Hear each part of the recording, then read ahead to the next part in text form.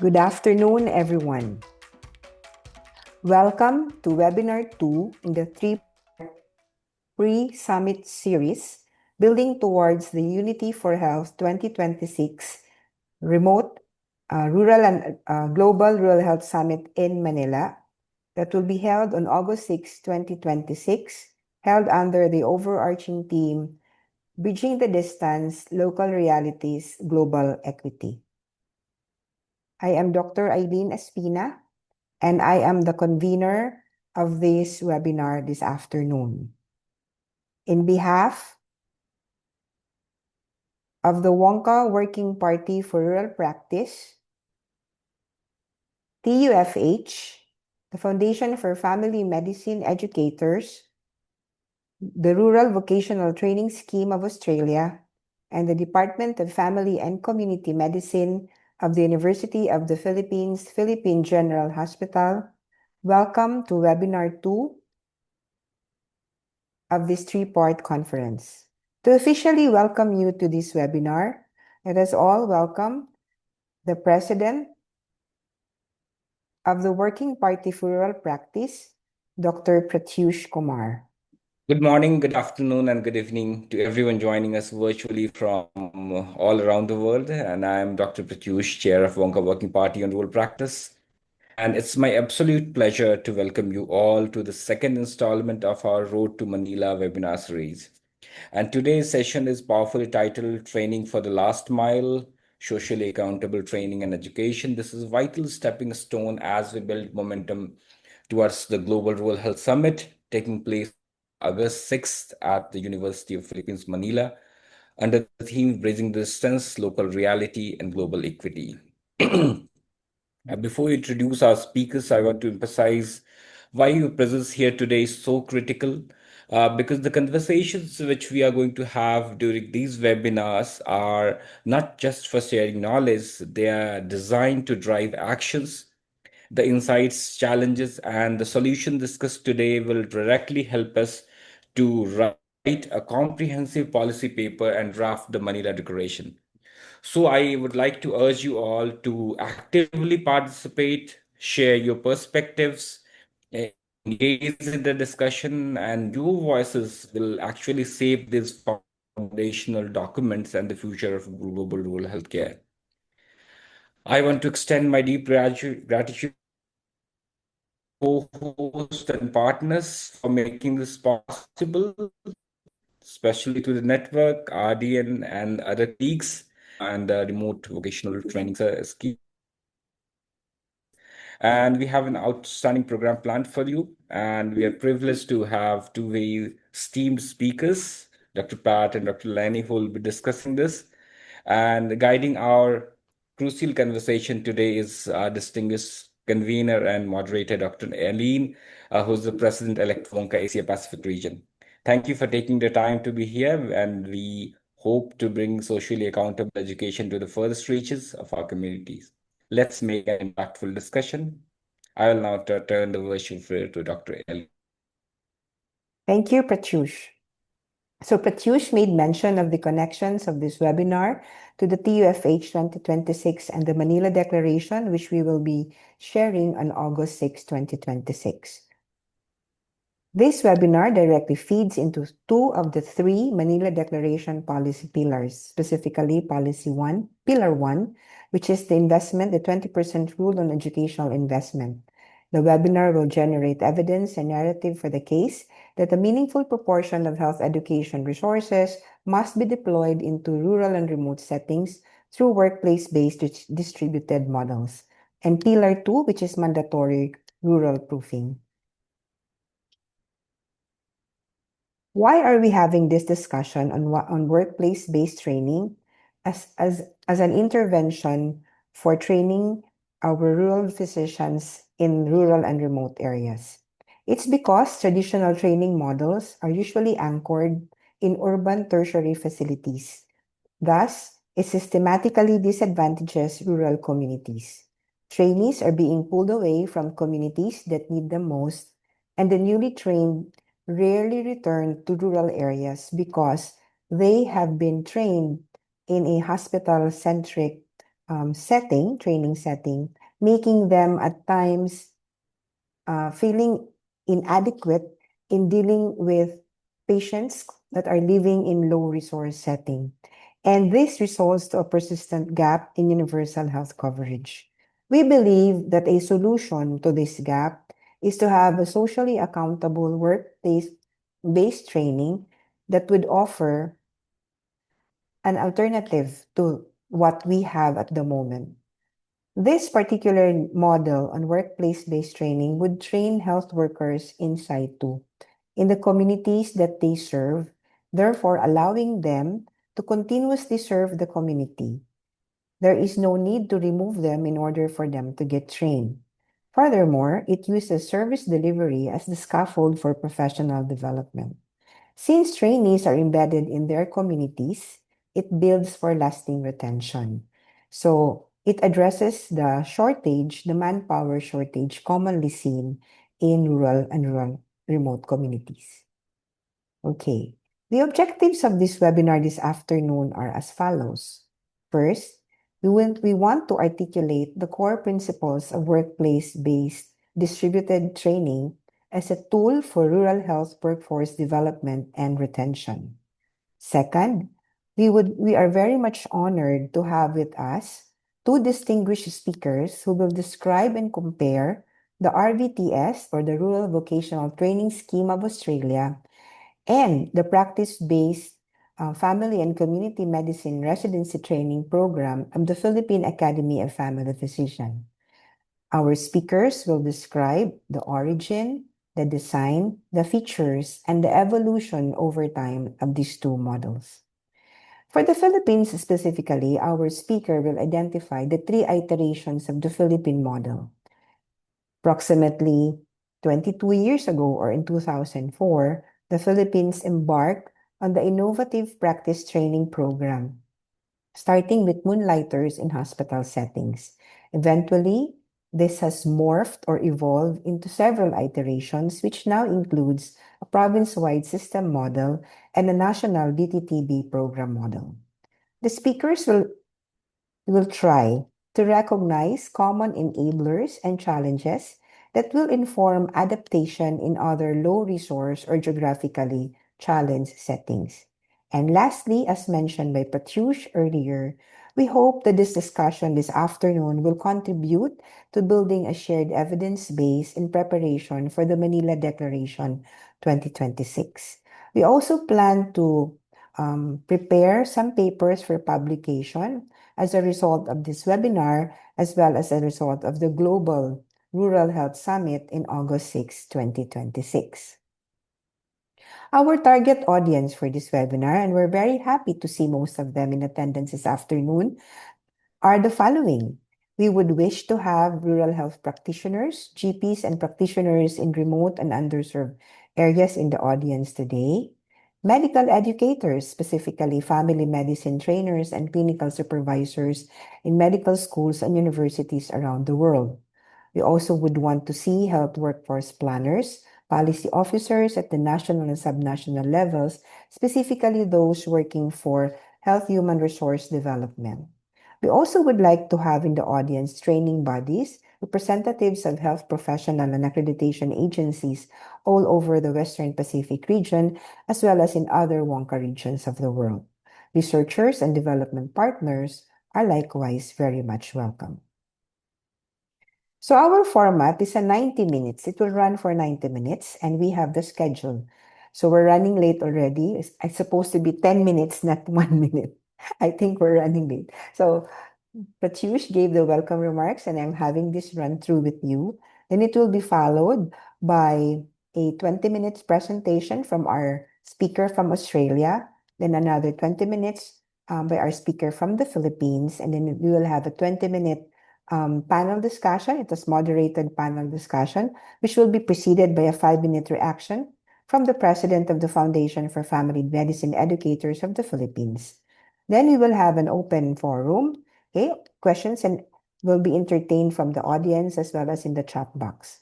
Then at the end of the session, there will be synthesis and closing remarks by our department chair in the Department of Family and Community Medicine of UPPGH. So, We will have three voices shaping this conversation this afternoon. The first speaker is from Australia, from the land down under.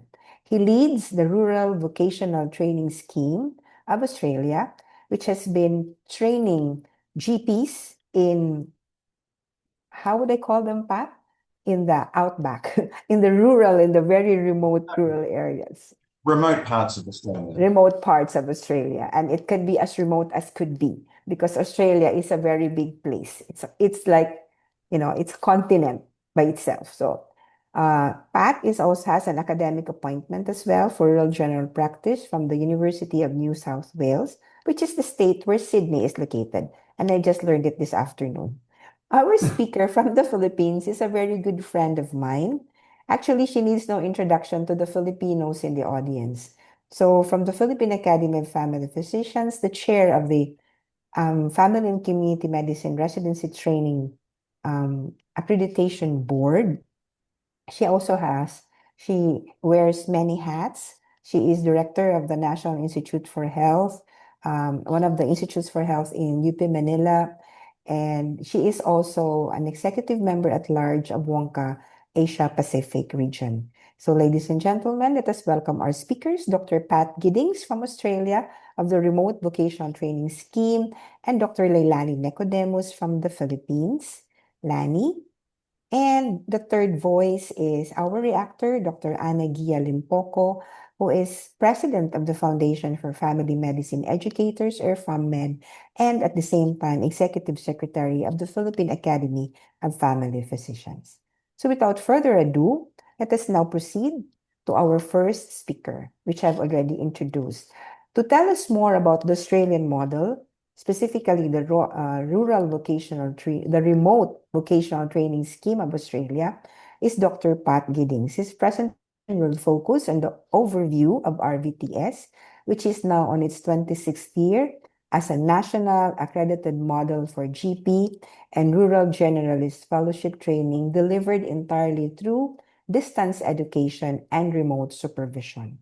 So, ladies and gentlemen, let us welcome to the virtual floor Dr. Pat Giddings. Over to you, Pat. Well, thank you, Arlene. I'll just look at sharing my screen. Just check that. Can you see my screen there? Yes, we can see it. Yeah, good. Okay, thank you, Arlene. Thank you, Pratush. And good morning, afternoon, and evening, everyone. And thank you for joining today's webinar. As Eileen introduced me, my name's Pat Giddings. I lead an organisation called the Remote Vocational Training Scheme, or RVTS, in Australia, as it's best known as. And I also have an academic appointment in rural general practice at the University of New South Wales.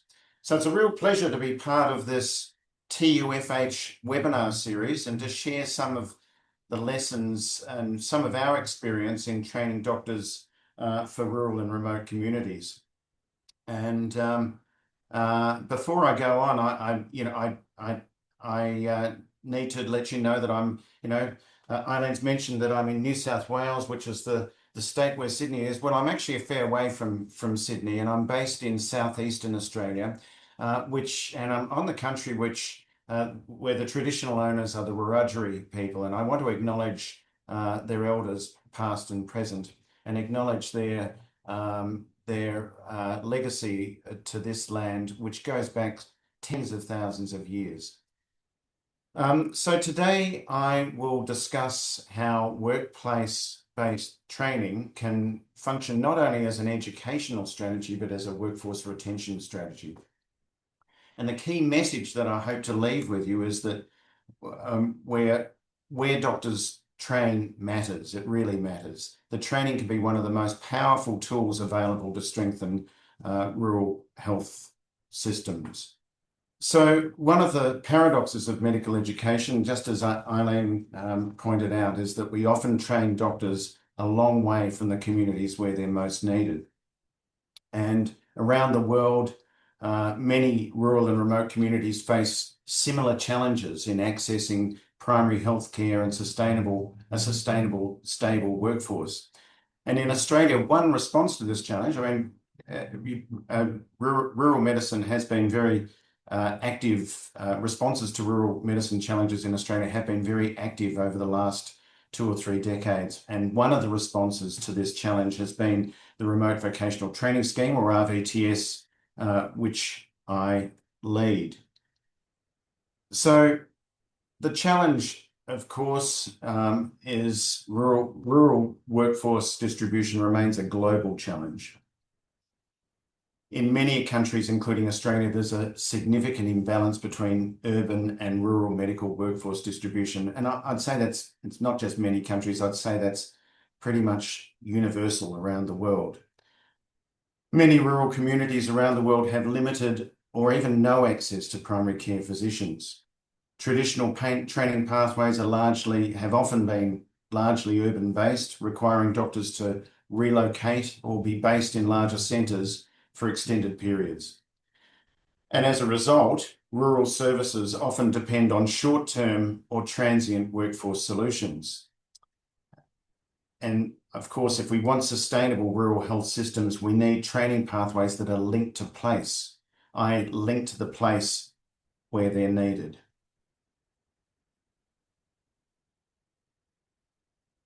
So just to look at the Australian context, as Eileen pointed out, Australia, the challenge is amplified by geography. Australia is a very large country with a very large land mass, with many small remote communities, and workforce maldistribution remains a persistent issue. Training has traditionally been centred in urban hospitals, still is to a great degree, and rural services have become increasingly unstable, increasingly relying on locum, short-term appointments, or telehealth. Telehealth is becoming more and more used across Australia, as I expect it is around the world in rural communities. In Australia, there's also a strong reliance on international medical graduates working in rural areas. In Australia, 60% of the rural doctors working in rural Australia, at least 60%, graduated overseas. And many of those are from the Asia Pacific, but also the subcontinent, the Middle East and Africa, virtually from all over the world. And if it wasn't for our international graduate colleagues, rural Australia really would not have a workforce. So we owe a great debt to our international graduates. So these realities have driven the need for more flexible and distributed training solutions, training models like RVTS. So the RVTS model, the Remote Vocational Training Scheme, was established by the Australian government to address this challenge. It's been going for 26 years now, so it was established in the late 90s. So it's a national postgraduate training program for doctors working in underserved communities. And the key feature is that doctors train while continuing to work in their rural and remote community. Training's delivered through distance education, and it's supported by remote supervision. There's a structured curriculum and strong peer learning networks, with the training being delivered over 3 or 4 years. And importantly, the program's built on strong partnerships with communities, health services and professional colleges, in particular the Royal Australian College of General Practitioners and the Australian College of Rural and Remote Medicine, who accredit the RVTS to deliver their college fellowship endpoint.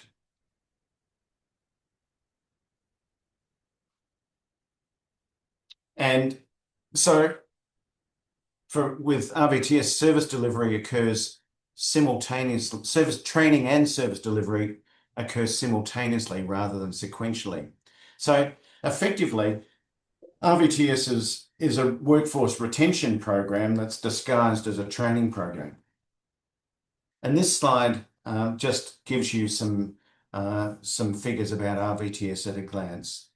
It's been operating now we're in our 27th year. And these figures were put together at the end of 2023 when we had our last evaluation. And we've had more than 500 doctors trained through the program and supported more than 350 small communities. It's probably much more than that now because we're a couple of years on. But we get great outcomes. 80% of the people that start in the program walk away with a fellowship qualification, so with their board certification, if you like, in general practice or rural generalist medicine. And at the time of evaluation, which was at the end of 2023, the doctors involved in the program over the last 25 or so years had an average retention of 5.2 years of service in their communities before qualification. So for many rural towns, that represents the difference between seeing a different doctor every few months or maybe even every few weeks and having a trusted doctor for several years. And most importantly, around half the doctors remain in the same location at least 2 years after training. So for 50% of the participants in the program, they've spent more than 7 years in their community, which is way above benchmark, certainly for Australia. This slide is just to give you an illustration of the spread of the program. And you can see by all the dots on the slide that the concentration of our trainees has been mainly in the eastern states, but we've of course had participants from all over the country, and this really reflects the population, the rural population in Australia. So particularly, we're particularly strong in Queensland, New South Wales and Victoria. The program currently supports around 50 new positions per year across both remote practice and a small group of doctors that work exclusively in Aboriginal medical services. And I've added this map just for our Filipino colleagues, our Filipino hosts here, just to contrast the size of the Philippines with Australia. You can see that the Philippines fits into Western Queensland. So just to give you an idea of how this model works as a workforce retention model, let's start with a small community or a small clinic, and they may source a doctor, a short-term placement, usually on a government-sponsored workforce program, of which there are several in Australia. And that makes the participant, the doctor, eligible to apply for RVTS. And if they're successful in gaining position in RVTS then provides an umbrella. This looks like an umbrella of educational support with a view to that doctor staying in that location. So the deal is, the value proposition is that if the doctor stays in that location, RVTS will bring the support so that they can progress towards their fellowship qualifications or board certification in general practice or rural generalist medicine without having to leave their community. But they have to stay in their community. If they leave their community, they leave RVTS. But as you can see from our retention figures, hardly anyone does, because it works. It works. And ultimately, after 3 or 4 years of service and support, continued support, the doctor achieves their fellowship qualifications or their board certification, which in turn leads to retention of that doctor. And as we've heard, in 50% of the cases, up to 7 years of retention in the one location.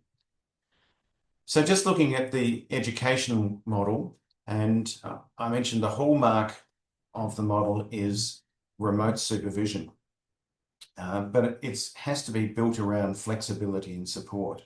So remote supervision is key, virtual small group learning, online modules, workplace-based assessment, and twice yearly residential workshops, which are key, because that's the time when we move from being a virtual organisation to being a real organisation where everyone's together, all the supervisors, all the participants, all the trainees, and we support their families to attend, which is most important and contributes, no doubt, to the retention. It's very highly valued by participants in the program and the family members.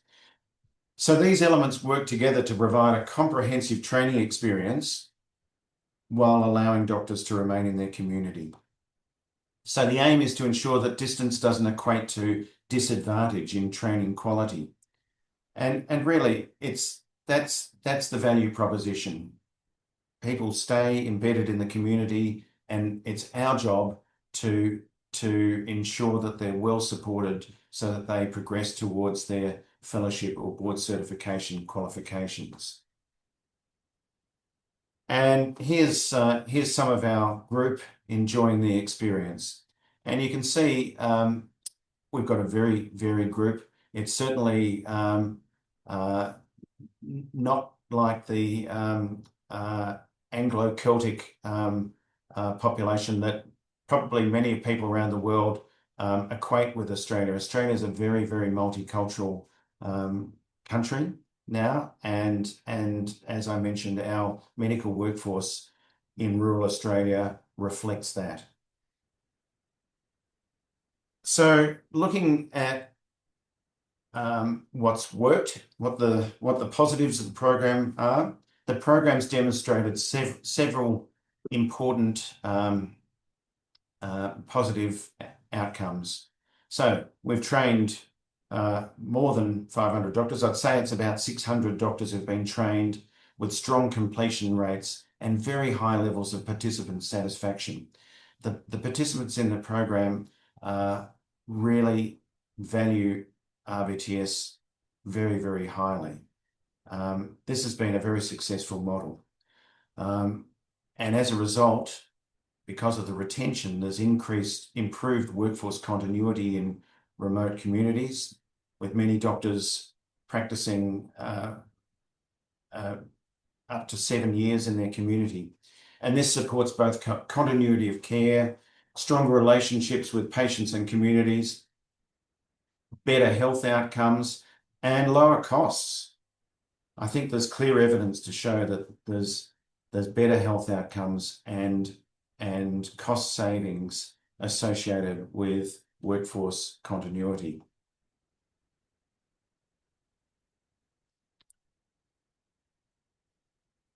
But there's challenges, of course. It's not without challenges. Cultural and family considerations for doctors working in rural and remote areas. I must say, though, that our experience is that most rural and remote communities highly value their doctor, their RVTS doctor, and go out of their way to make the doctor and their family welcome. And professional isolation is an important issue for some trainees, but this is where an organisation like RVTS really comes to the fore, because our trainees feel as though they belong to something. They're not working in isolation, and with their small group learning, their face-to-face workshops, their residential workshops, our participants develop strong bonds with each other right across the country, and there's strong loyalty to the organisation. But you know, we're a government-funded program, and we work within quite complex workforce policy and funding environments with short-term funding cycles, which can be quite challenging. And I'm sure many of you around the world are familiar, would be in the same situation if you're involved with not-for-profit organisations, which often are funded on short-term contracts. And that's been the case for RVTS over more than 25 years. But we're still here, and we're still going strong, and it looks as though we're going to still be here for many years to come. So why does RVTS work? several factors contribute to the success of the program, but I come back to collegiality and peer support. These are critical. You know, a lot of the positions that our doctors work in the Australian context would be considered low prestige in the medical world. And RVTS helps by we make sure that people in our program understand that what they're doing is a really important job, that their roles are really important, and that it's our job to keep them there to keep doing their important job. And we see with our participants that that can be a revelation for people, that they started off not thinking that they were doing an important job, that they might have been doing a low prestige job. And then all of a sudden it clicks and people realize and think, hang on, I am doing an important job. I am highly valued. I am part of a network. I have got colleagues that are going through the same thing, that support me. I feel as though I'm part of something. And that really has a powerful effect in contributing to the well-being of our participants, and in turn their retention.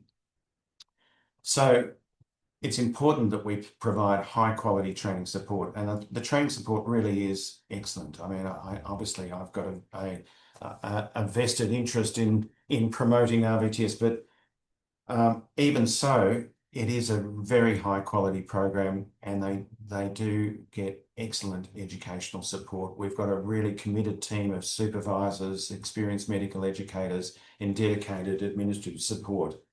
We have Aboriginal cultural educators and mentors, which is important, particularly in Indigenous health settings, but across rural and remote Australia where we have high Indigenous populations.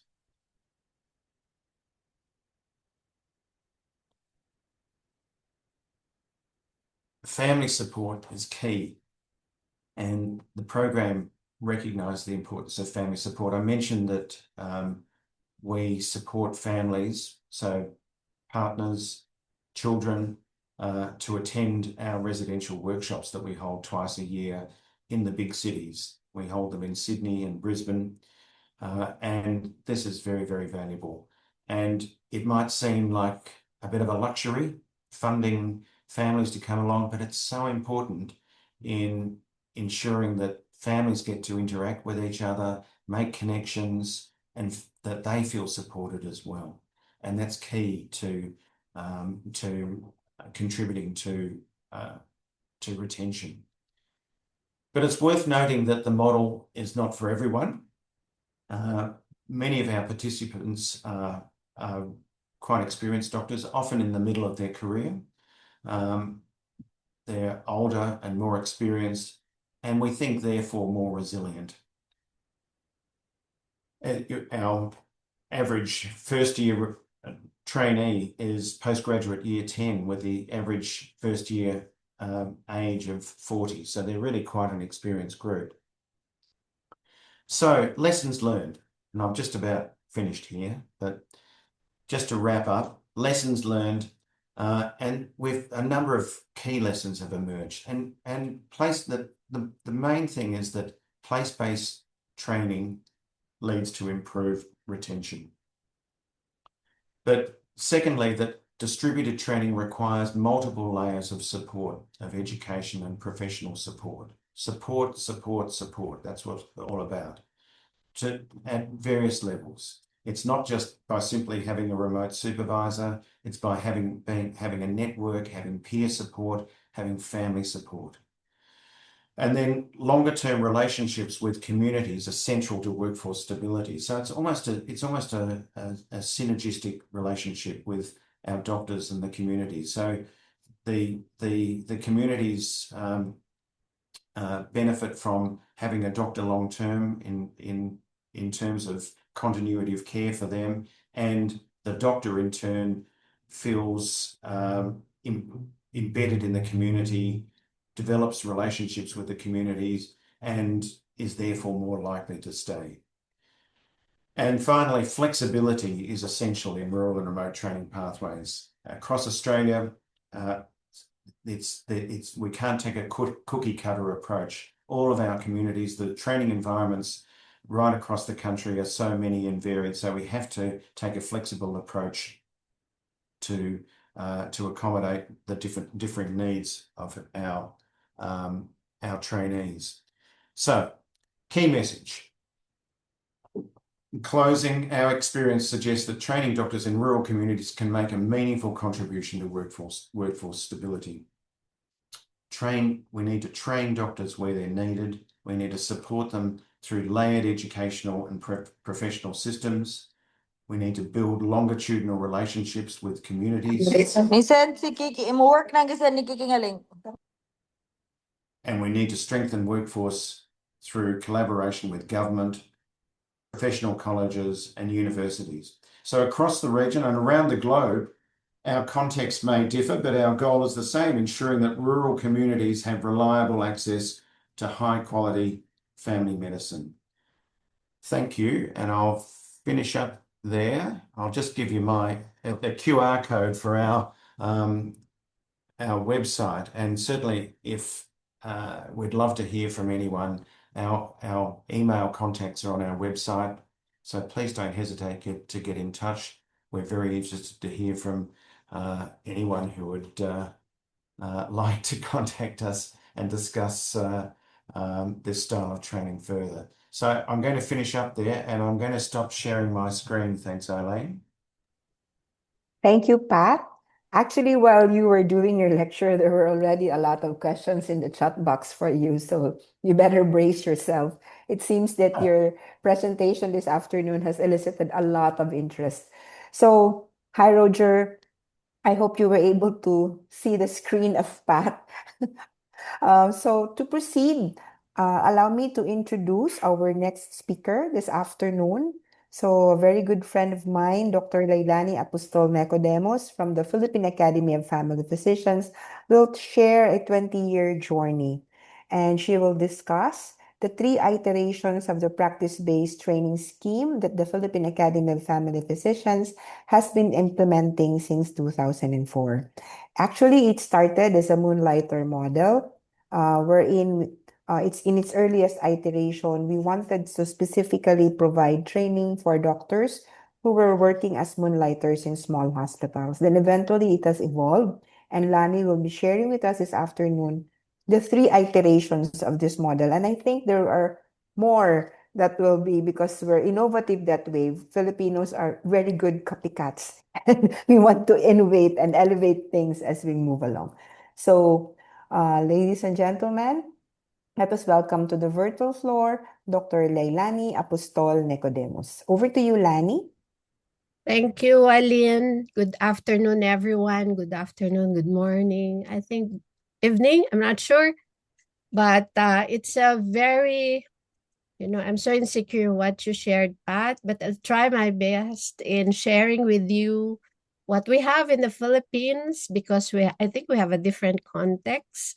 And I think that's very important because we have varied listeners in our webinar for today. So I would just like to share the journey of the practice-based training and how it evolved and now transformed to a strategy for HRH development for physicians for UHC. All right, so let me start with the evolution. So Eileen has mentioned already that we have started as educational model to provide capacity building for physicians who are doing moonlighters or doing moonlighting in small private hospitals. And we started it in 2003. I myself and Dr. Hoves, who's in the audience now, we started that kind of model to a very small hospital. And because we felt that these physicians need professional development. So we started that program. But come 2013, when the Department of Health engaged with the Philippine Academy of Family Physicians encouraging our participation to provide training to government physicians. That's when the narrative changed. So aside from government, developing government physicians, we have to think of ways not to pull them out from their service. And majority of the government physicians are serving in local governments or rural physicians. So with that definition, the way we did things changed as well. So we anchored the curriculum on establishing professional identity, because primary care GPs in the Philippines, or a generalist in the Philippines, is not that glamorous, you know. It's a very simple practice. That's how people see general physicians. So we have to elevate the professional identity so that there will be more physicians coming into the practice, serving the communities. So we were engaged in the Philippine Academy of Family Physicians because we're recognized as a specialty. Imagine a general practice is made as a specialty because there's a distinct and unique scope of practice that looks into the well-being, the health of families and communities. So, and that's where the legitimacy of our professional recognition as a specialty and would elevate the primary care practice to be a special field by itself with definite and defined competency. So in 1975, we had the first residency training at the Philippine General Hospital. And that's where most of the changes in the curriculum of family medicine, family and community medicine emanated actually. So with that, because of not only capacity building, but establishing professional identity to attract more new graduates to pursue a career in primary care or family practice. We crafted a curriculum that would lead them eventually to a certification board and receive a specialty recognition. And with that, it will enable these physicians to have a strong professional identity, capable of delivering comprehensive, people-centered primary care that would strengthen eventually health systems, and with our wish for realization of universal healthcare. You know, I want to be very honest. At the beginning, people are not into understanding or contributing to the support of the universal or the UHC. But because of perseverance in engaging conversations to government physicians, to rural physicians, they became more confident, and there is a meaningful competency, a contribution to health and patient outcomes. They became more confident and now become supporters of the health reform. So in 2013, it was so definite. It was not yet the universal health care. It is what we call the KP, but it means the same. And under the Department of Health, there was a memorandum released in saying that all government or DOH hospitals should establish a family and community medicine program. But the practice base then was not popular in these institutions. It is when we became more understanding of the needs of the government physicians when we adopted the practice base, so that they will not leave the current practice in rural health clinics as municipal health officers or provincial health officers. So we develop an educational framework that is so learner-centered. And we would emphasize the social context and hands-on participation of trainees on what they need to learn. And that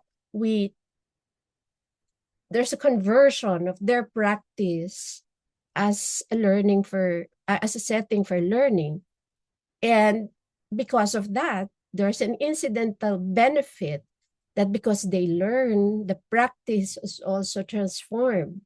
And there's eventually improvement in the way they do things. So there will be better care for families and communities. So from initial intention of to elevate professional identity of primary care physicians, it turned now to become more enabling in improving job satisfaction, improving care delivered in their practice, and hopefully retention.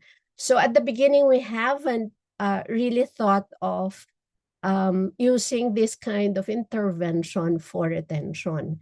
So I think the key points as we have progressed when we engage with the Department of Health is that we should have a program that is so meaningful for the learners because it is based on the tasks that they do in their practice. Eventually, they see improvement in their practice. They would have good job satisfaction and eventually better patient services. Okay, so right now we have 67 practice-based training, and what we think best that we have established at this time is we have more in the Mindanao area. That's where most of our unserved and underserved communities are, and also in the Visayas area. Although we have 176 family and community medicine training, out of that, there are 67 practice-based training, both for government and private practitioners. Okay, so after 10 years, the government wanted more. So we scaled up the practice-based training to have targeted sectors. This time, local government health reform so that universal health care will be realized in their area, and also development of the doctors to the barrios who are serving the unserved and underserved areas. So from initial of moonlighter physicians serving small private practice, it evolved to include the government hospitals and making sure that those who will be enlisting in their training would be given opportunity to train without leaving their practice. And then now it became a very targeted sector. Okay, so with that, the goal changed from capacity building, professional identity, elevation improvement, to meaningful experience, turning practice for area of learning and eventually improving care in their practice, improving job satisfaction. Now it becomes part of the universal healthcare strategy because there's a very strict iteration that the competencies to be given to these trainees are anchored on healthcare provider network competencies, and that it should reduce the cost of health care services. So because of this, it became deeper. And so it has been realized by several province-wide or local government-wide health sector reform, like the one implemented by Eileen and Sorsogon province, when they have trained 25 employed physicians in different areas of the province of Sorsogon. And their target is not only capacity building, but really improve health services, because that's what the local government is expecting the program to deliver. Now, the doctors to the barrios, because they are deployed in different areas in the Philippines, we made a national practice-based training. The reason for that is to have more coordinated, similar to RVTS of PAT, to have more coordinated training, and that we will be able to deliver the common curriculum without differences in logistics or in measurements of outcomes.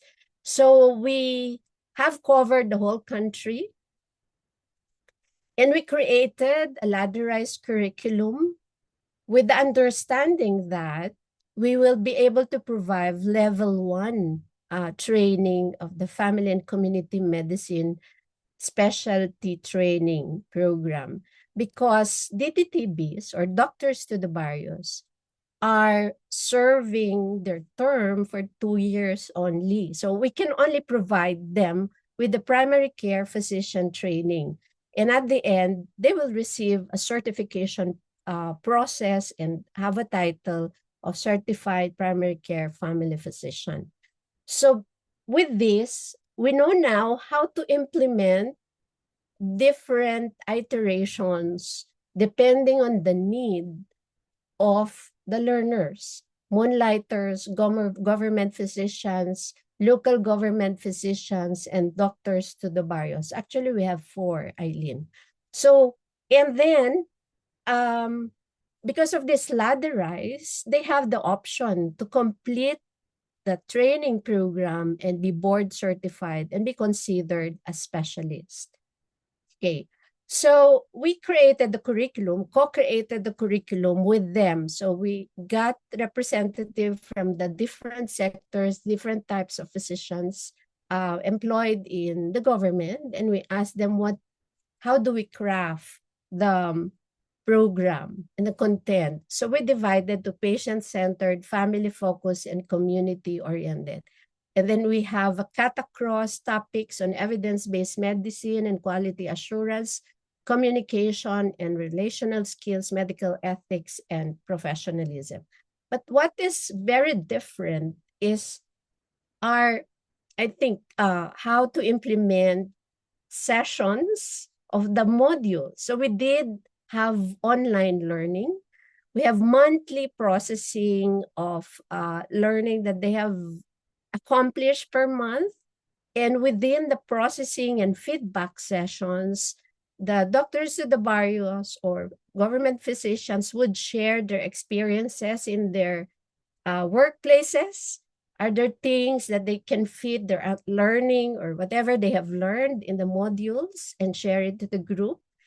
And we conduct online examinations. We also have face-to-face sessions similar to RVTS, because there's a clamor for skills training, especially for frontline physicians. So there are also practice visits. So we have volunteer faculty from the academy. So volunteer means say they're not being paid, and visit the trainees in their workplaces where they do their training. And then capstone project, because it's a requirement for the certification process. All right, so at the end, there was already a developed program for doctors to the barrios that is really fit to the needs of their communities. And we got a feedback from the trainees, and they said the training helped them in providing care, better care for patients and communities. Their competencies improved because of the updated knowledge and skills, and they're inspired with the career development. Now we have initial statistics of the outcome of this program, especially the DTTBs. We started with in 2022, and we have enrolled 693, but there were very few, around 12% successful completers of the modules and the requirements. 63 among the 105 were conferred with or certified with titles, and 42 of the successful completers pursued specialization, meaning to say went up the ladder. And we recently have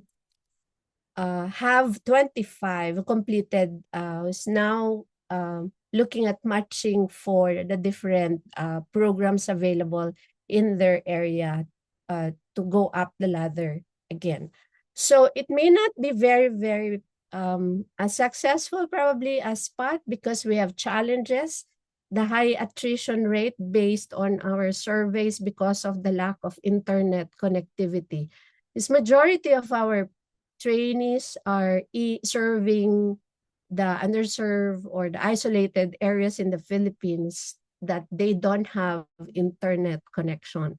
So they have difficulty in keeping up with the modules.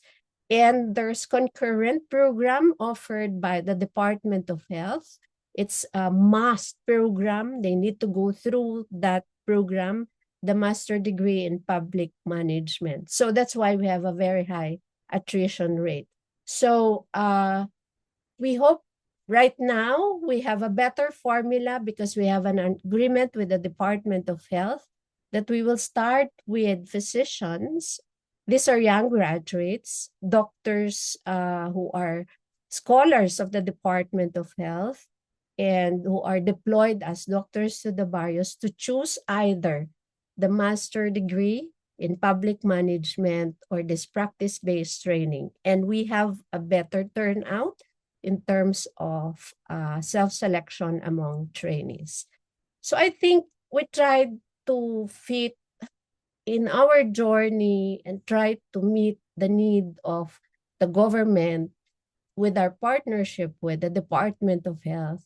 We're able to increase our relevance to be socially accountable educational model for our government physicians, because what is very good in how we implemented in the past 4 years is that training occurred to where they practice, where they are required to be physicians, to be municipal health officers, rural health physicians, and that translates to better implementation of primary care services, improvement in health outcomes, and that would facilitate the implementation of universal health care. And I think in terms of cost, it's a very good strategy to develop workforce that would fit to the needs of the country. So the key learning with what we have in the Philippines is that there's a very transformative education offered to physicians that used to provide training, specialty training in hospitals. So we veered away from hospital-centered training model to community-embedded and socially accountable strategy. And that would simultaneously develop physicians serving the community and strengthen primary care to improve health outcomes of Filipino families and communities. So we are a very few team, but the work of the volunteers from the Philippine Academy of Family Physicians, around 30 educators, make it more meaningful to us. So thank you so much. I think that's the end of my sharing. Thank you, Lani, for sharing the Philippine experience. And yes, our practice-based model has undergone several iterations in the past 20 years. Okay, so may I now call on the President of the Foundation for Family Medicine Educators, Dr. Ana Gia Limpoco, to give us her reaction to the sharing made by Dr. Pat Giddings and Dr. Lani Nicodemus. Over to you, Gia. Thank you, Dr. Eileen. So, good morning, good afternoon, good evening, everyone. First, I would like to express my sincere gratitude for the opportunity to serve as the reactor for today's presentation. So, I'm specifically honored to reflect on the insights shared by the two pillars of family medicine. So, Professor Giddings and Professor Nicodemus. And of course, for the excellent contextualization provided by Professor Espina, which helped us frame the discussion on social accountable training and education. So there are several messages that I would want to share with everyone that resonated most with me from this webinar, and that the solution to rural workforce shortages is simply not training more and more doctors. It is training them differently and training them where they are needed most. The concept of training for the last mile reminds us that social accountability in education goes beyond producing competent doctors. It actually challenges us to ask a more important question. Are we preparing our doctors who can respond to the realities, the needs, the aspirations of the communities they serve? And this question is relevant in rural and remote areas where health inequities remain greatest and access to healthcare often depends on the presence of a primary care physician. Now, as family physicians, we understand that health is experienced in the context of families and communities. Hence, it's fitting that learning should also occur within this context. What makes workplace-based and distributed training so powerful is that it transforms the community itself as a learning environment. And instead of requiring our trainees to leave the communities to acquire competencies, learning actually takes place through real encounters with patients, families, local leaders, and looking at the health systems in particular. In this setting, trainees learn from far more than the clinical medicine. They learn resilience from communities that continue to thrive despite limited resources. They learn cultural humility, and this is by listening to the stories of families. They learn health systems thinking by navigating the realities of service delivery in these areas. And more importantly, they develop a deeper appreciation of the social determinants of health and the responsibilities of being a physician. The Australian model and the different iterations of the Philippine family medicine training models provides us good lessons actually. While these programs operate in different health systems and contexts, they have common philosophy, and that's bringing training closer to where people live and where healthcare is most needed. So the Philippine experience is particularly inspiring because it demonstrates innovation in spite constraints. So from the Moonlighter model to the province-wide system to the national doctors to the barrio model, we see different approaches responding to different realities. So these models reminds us that there's no single blueprint that we can provide for socially accountable education, but rather the success really lies in adopting training approaches to local needs. What I find particularly encouraging is that these models recognize an important truth, and this has been emphasized by our professors, and that retention begins with the belonging. So we look at this. We look at these important presentations highlighting that retention is ultimately a human issue. Physicians are more likely to stay when they feel supported, valued, connected, and able to grow professionally. When trainees are mentored within their communities, when they develop relationships with their patients and the local health teams, and when they see the impact of their work firsthand, they develop a sense of co-ownership and purpose that cannot be replicated elsewhere. So that's why workplace assessment training becomes much more than an educational strategy. Actually, it's a capacity building strategy, a workforce retention strategy, and ultimately becoming now a health equity strategy. At the same time, the webinar honestly acknowledged that there are several challenges that continues to confront training programs.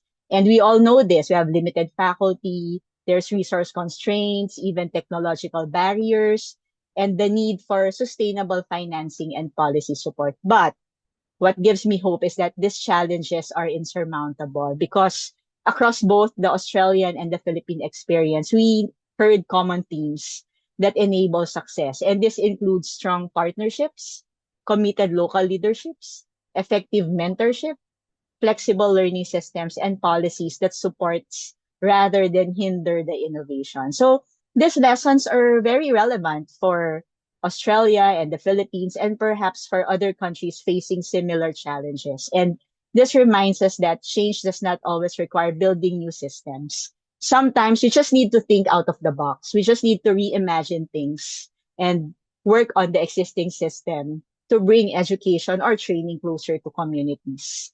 As a family physician, I'm inspired by the idea that training should not merely produce doctors, but exemplify the six roles that we wanted them to be, because we wanted them to strengthen local systems. We wanted them to be advocates, future mentors for future generations, and become agents of change. So, as I close my 5 minute reaction, I hope three reflections will also resonate with all of us. Number one, training is not just producing competent physicians. It's about preparing people who are willing to serve and to serve where they are needed most.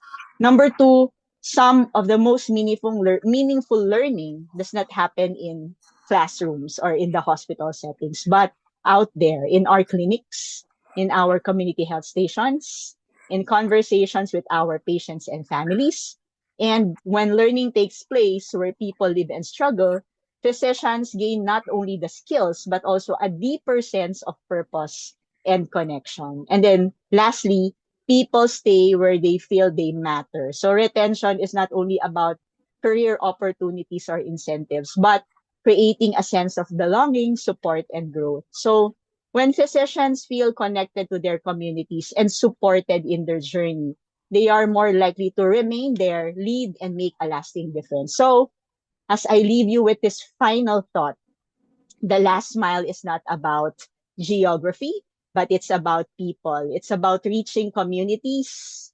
It's about training where the need is greatest. We create not only better doctors, better physicians, but stronger communities leading to stronger health systems and a more equitable future for all of us. So thank you very much. Thank you, Gia, for that very well galing. Thank you so much for that very well organized, very comprehensive, and um, succinct summary or reaction to the presentations of Pat and Lani. Time check, everyone. It's 8 minutes past the hour of 4, and we're supposed to end at 4:30. So maybe I'll just ask one or two questions for each of our panelists, and then we will invite people in the audience to ask questions. They could put it in the chat box, or if they want to really ask them themselves, they can just um, raise their hand so that they would be recognized. So for Pat, I would like to ask you this question. RVTS has been operating for 26 years already with relative design stability. I think there hasn't been much change that has, that it has, unlike the Philippine model, which has undergone three different or more than three different iterations already. So in your experience, could you share with us what internal or external pressures have challenged that stability? And how were you able to manage those pressures that allowed you to maintain essentially the same design, the same fidelity to the original design? Thank you, Arlene. Can I just before I answer, can I just say what a wonderful summation that was from Gia. That's quite remarkable, and thank you so much. She summed it up just beautifully. But yes, the RVTS model is a very simple model. It's a very simple design, and it really has not changed significantly in a quarter of a century. What has changed is the environment around it has changed. We've had evolving technology, policy changes. We've had developments in rural medicine, in medical politics, and of course, lots of government changes in that time and changes in government policy. So I think the way we've been able to um, uh, navigate our way through all of those changes is by remaining adaptable and certainly embracing new talent and technology as it's come along, but also sticking to our simple model, not trying to overthink this, trying to keep it simple because it is simple. It's just simply about bringing training to people in their communities, and rather than making them leave their communities to get training. So it really is a very simple model. But and I suppose really the biggest challenge is that the model itself has been in Australian context probably a bit of a fringe model. It's particularly in the early days, it was not certainly not considered mainstream training, and that's probably been the biggest challenge. And over time, RBTS training and remote supervision, distance education, um, that this model has become far more accepted. In fact, more than embraced. There's lots of organisations and different training bodies are looking at trying to adopt elements of this training as well, because supervision can be a big problem around the country. It is a big problem, particularly on-site supervision around the country. So remote supervision has become much more acceptable in recent years. So key to that has been demonstrating our outcomes, making sure that we're continuing to evaluate the program and to demonstrate our outcomes and demonstrate that we get great outcomes. Because if we've got the evidence there to show that the model's working and that we're getting good outcomes, it's very hard for anyone to undermine that model or to look at pulling down that model. And so that's been our secret to success. Doing a good job, getting great outcomes, and making sure that those great outcomes are publicised, whether that be in the literature or at various events, conferences around the country. And that is the secret sauce of Pat That's the secret Giddings. sauce.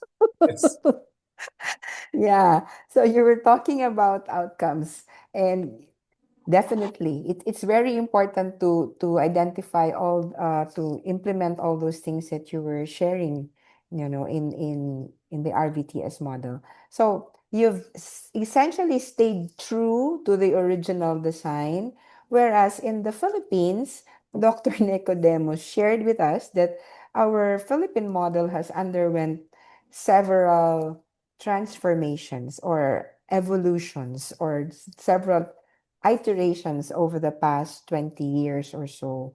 And I would like to ask Lani, what were the triggers or were there trigger events that prompted each transition?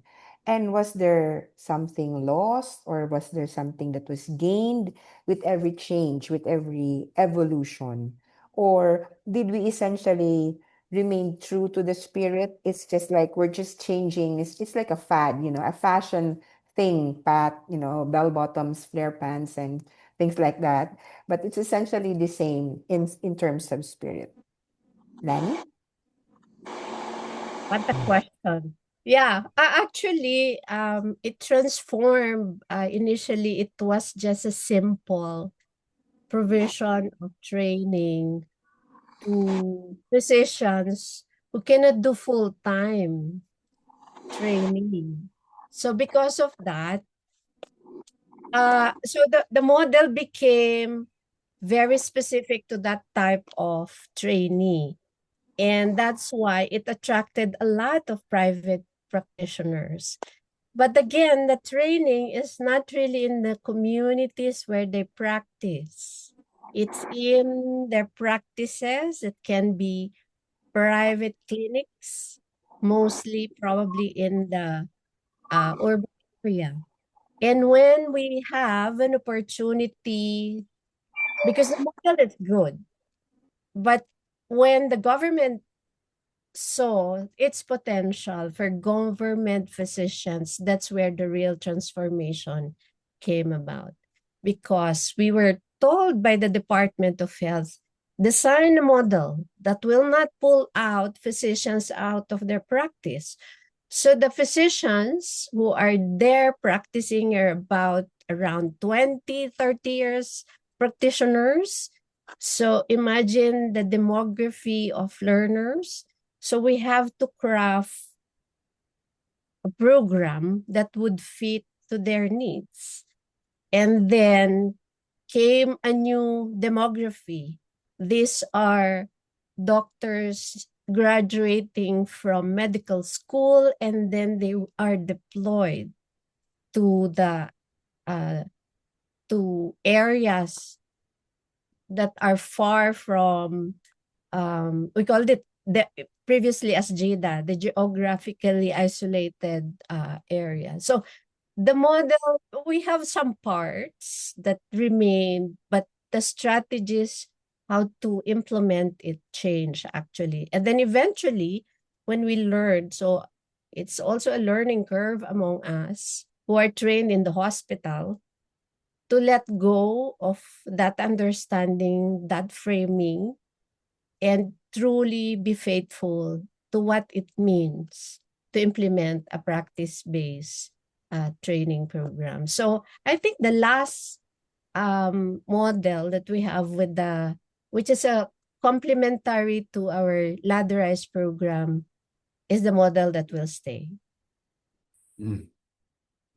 So essentially what I'm getting here is that, Pat, when you, correct me if I'm wrong, Pat, when you designed the RVTS model, it was service centric. You wanted to address a need in healthcare delivery. You wanted to bring services closer to the people in areas of need, in doctorless doctorless areas, in remote areas where we have difficulty in recruiting and retaining doctors, which is what the Doctors to the Barrio program is in the Philippines. It was designed by a former Secretary of Health, Dr. Juan Flavier, who actually said that, we need to come up with a way to bring healthcare closer to the people. While the Philippine model, as what Lani has described, is more physician-centric. When we designed the model initially in 2004, it was to address a professional development need of doctors desirous to train but cannot undergo the full-time residency training in the hospital environment for whatever reason. But what is nice here, or what is very important here, is that despite the fact that the foundational concept seems to have started from different standpoints, the end goal of both programs, the physician-centric model and the service-centric model, seems to be geared towards the same direction. Yeah. So Yeah, I think that's right. I think that's right. It's interesting, listening to Lani's presentation. There's so many parallels between the Philippine model. The Moonlighters and the Doctors to the Barrio. I mean, they're essentially the same. That we're catering to the equivalent group in Australia. That's who we're catering for. If we had doctors to the barrios in Australia, that would be our mob that we would be servicing. So it's very, very similar. And I think perhaps in Australia it's probably it's a very well-resourced program. We're talking about Australia is a high income economy, and so we've got a lot of resources that have been put into a program like RVTS, whereas and the Philippines is a low to middle income country. The resources are obviously going to be less, and it's certainly, there's no doubt that part of RVTS's success has been the generous resources that have been applied to the program from the Australian government. Yes, I agree, Pat, because when we started this, we are dependent so much with the compassionate hearts of our trainers. And what is the support of the government is only for the trainees and not for the trainers. So the committed trainers from the academy, so the academy gave certain points, CPD points, which is something that we need to maintain our membership. But the commitment is because they really want to help. So I think that's one thing that we were able to cultivate among our trainers, because when they process these doctors and various, they learned from them and they appreciated their work. So somehow they felt that they are contributing to the change in the communities where these physicians are serving, which is more than probably the salary of becoming a trainer. So I think that made us survive for at least how many years, and we are still surviving. We have more inspired educators. The practice-based program is increasing actually, and more government hospitals are opening practice-based programs, which is good because the educators are being supported by the government. Thank you, Pat, and thank you, Lani. Now I would like to ask Pratyush to open his camera. I'm going to put the president of the Wonka Working Party on Rural Practice on the spot. Pratyush, can you open your camera? Are you still around? Or is Bruce here? Or maybe Roger? Because all this talk that we're having right now about all these models, and it seems that retention is often cited as the goal of a rural training program. But beyond recruitment and retention statistics, I would like to ask the working party for rural practice what they think. What are the other outcomes that should matter, or what's important for the working party? And how should we measure it? And what data do we need from these training programs to make the rural party say, oh, we're in the right track? Hi, Bruce, the brave one who opened his camera. Okay. G'day, Eileen. Yeah, you put me on the spot a bit, but I think what we want is confident, competent, and comfortable doctors. That's what we're after.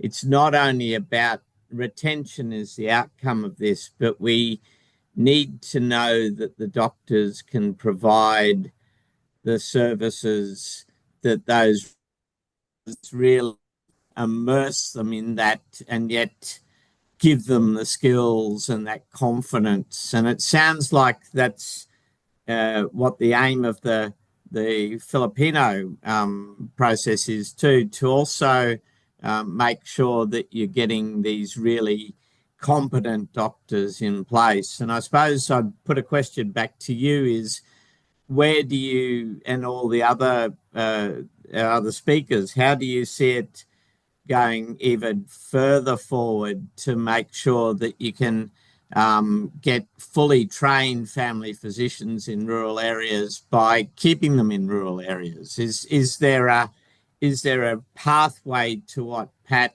has been talking about, where you can actually do more and more of that fellowship outside the hospitals and in community? Because I think the thing we've found is that the longer you keep people in hospitals, I think the experience worldwide is the longer you keep people in hospitals, the more dependent they get on what hospitals have to offer. How do you overcome that, really? What would you want to answer? I'll give my 2 cents. Okay, so in the academy right now, we are now changing actually places for training, and that we want more family and community medicine trainees to experience what it is in primary care by providing more like training placements in primary care or to a practitioner. For example, partnering our trainees to doctors to the barrio, municipal health officer, provincial health officer, so that they would understand what it means to be out there. So we're increasing more placements of trainees outside of the hospital. And practice-based actually is gaining popularity among our new programs that are opening, which is a good sign that our family physicians are realizing this potential. And yeah, thanks, Lani, and thank you, Bruce. It's very nice to see you. Yes, well, look, with RVTS, it's important that we ensure that people have got the skills to,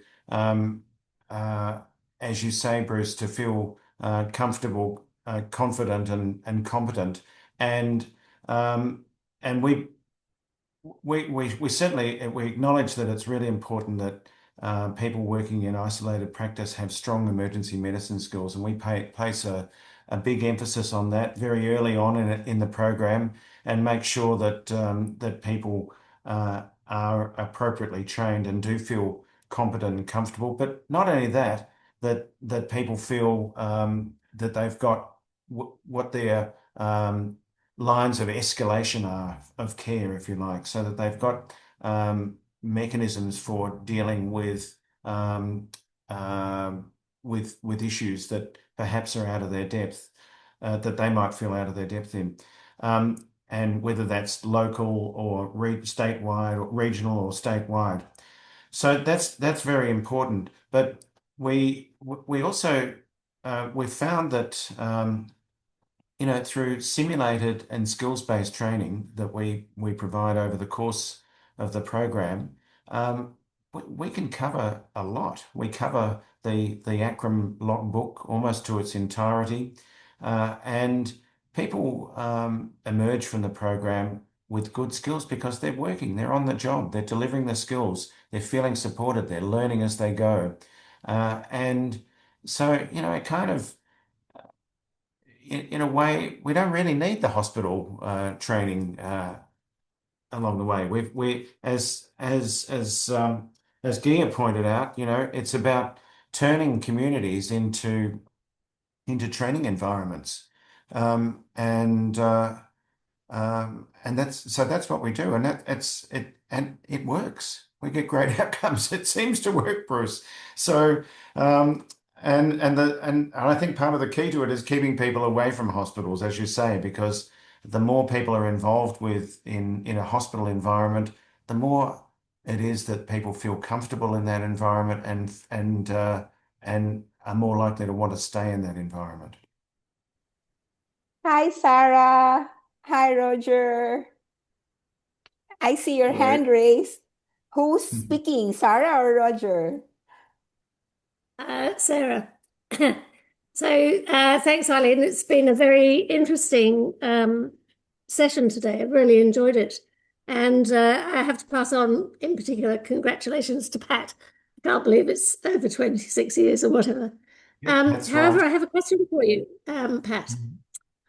So why do your registrars, once qualified, leave after 2 years? And I'm interested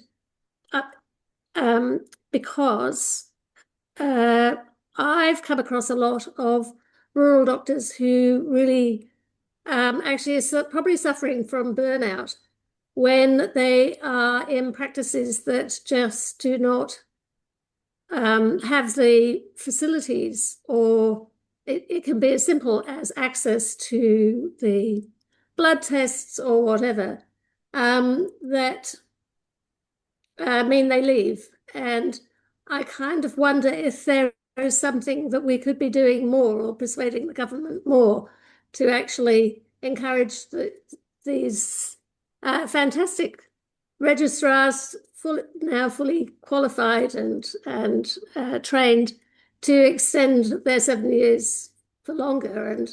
And I wondered if you have an answer for that. Yeah, thanks, Sarah. Nice to see you. Um, it's perhaps this is our next challenge, but I suppose we need to reflect on the the circumstances in which the people are practicing, and in the context of their family and perhaps their culture, that there's lots of pressures for people to move on, particularly with kids and school and so forth. But it's worth reflecting on the published benchmark figures for people in equivalent communities in Australia, and without support, I think that it's around 2 years retention is about it for doctors in remote communities. So I think we have to be realistic in our expectations. And if we can get 5 years and maybe 7 years out of someone in a remote community, that's a pretty good outcome. So I would love it to be more. And I think we're always looking at ways that we can continue that support, continue that connection and engagement and sense of belonging. But I do think we have to be realistic about what to expect.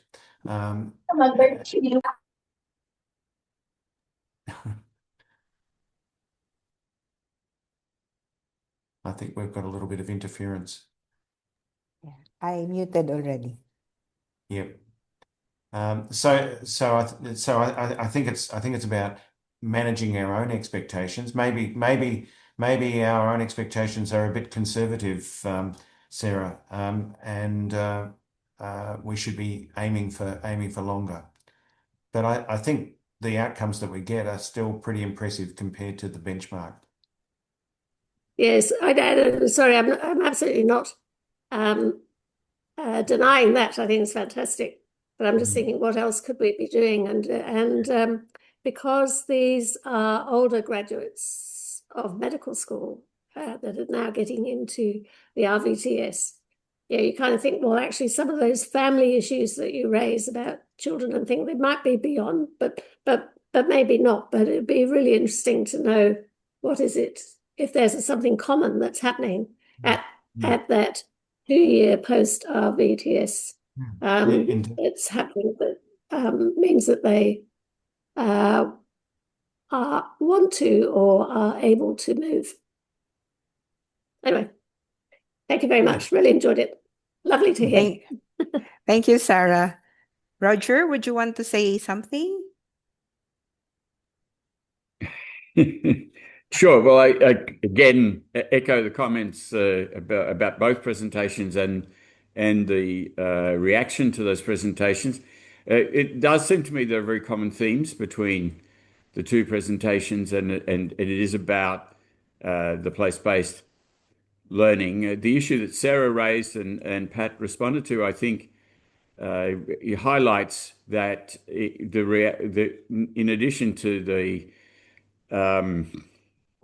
factors that Pat mentioned in terms of family connections and culture and so on, there are different expectations these days, not only amongst medical graduates, but people generally about their careers and their lives and their employment. And generally, those expectations are not committing to doing anything for their whole working life and doing it in the same place for their whole working life. And I think that's one of the adaptations. First, we need to recognize these sort of aspects, and then make adaptations to the education, training, retention, recruitment system that we have in place to facilitate, as Pat said, people staying as long as works for them. And again, as Pat said, I mean, 2 years is better than 1 year, 5 years is better than 2 years, and so it goes on. And that's what's really important to people living in these remote and rural communities.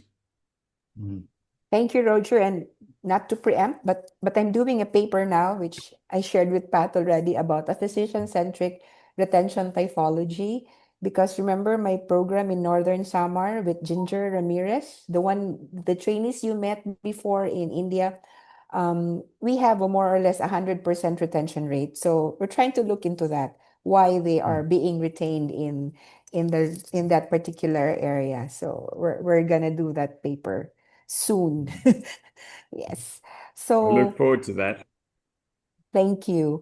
And time check, it's now 4:35, and I see still some hands raised and some questions in the chat box, but I'm sorry, but we could not accommodate everyone. It has been a very interesting afternoon. There was so much sharing of knowledge and information, and we really appreciate all the hard work of Pat and Lani and every other trainer that is present in the room. Thank you so much, Bruce, Roger, Sarah, and Pratyush for being here with us. And actually, we had 100 participants, maximum capacity. I think Arisha would be very happy. And was receiving a lot of complaints that they were not being accommodated anymore in the Zoom room. So to give us a synthesis of this afternoon session and to officially close the session, I would now call on our department chair of the oldest training program in the Philippines, in Family and Community Medicine, the chairperson of the Department of Family and Community Medicine at the University of the Philippines, Philippine General Hospital.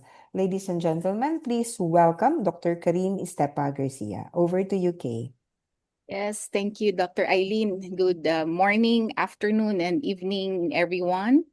As we conclude this exciting and informative webinar, first of all, I would like to extend my sincere gratitude to all the 100 participants who joined us today from the Philippines and from different parts of the world. Your presence reflects a shared commitment to strengthening the health workforce and ensuring that no community is left behind. My heartfelt thanks to our outstanding speakers, Dr. Pat Giddings. Nice to see you here again, and Dr. Leilani Nicodemos. And also, thank you as well to our moderator, Dr. Eileen Espina, and to our reactor, Dr. Ana Gia Limpoco, for synthesizing the key lessons and challenging us to think beyond our own settings. Special mention to our technical team, Dr. Gab Nicodemos. Well, today's conversation reminds us that whether we are family physicians, general practitioners, educators, rural doctors, policymakers, or advocates, we all share a common mission, which is to build a health workforce that is socially accountable and responsive to the needs of the communities we serve. Training for the last mile, I heard it, is not simply about geography or distance, as many of you highlighted earlier. More importantly, it is about the people, those living in rural, remote, and underserved communities whose health and dignity matter just as anyone else's. So as we move closer to our TUF, the Towards Unity for Health 2026 Summit and the Manila Declaration, let us continue learning from one another. Thank you once again for your participation. We look forward to welcoming you to our next webinar, and have a wonderful day and stay safe, everyone. Thank you so much for being here, and it has been a wonderful time spent with everyone. Maraming salamat po.